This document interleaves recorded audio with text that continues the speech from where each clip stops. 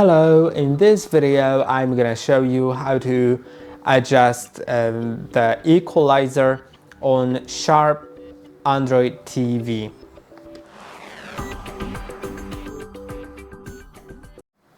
To adjust sound equalizer, click on the menu button on your remote while you're either within some app like YouTube, Netflix or anything else, or while you're watching live TV.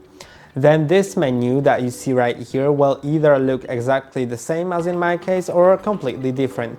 But it doesn't matter, because as soon as you go to sound option, then this menu within the sound option will look exactly the same as in my case.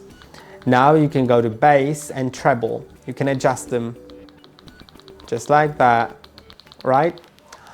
You can also go to equalizer detail and adjust certain frequencies to be louder or quieter. I hope that this video was helpful. Don't forget to like and subscribe, and see you in the next one.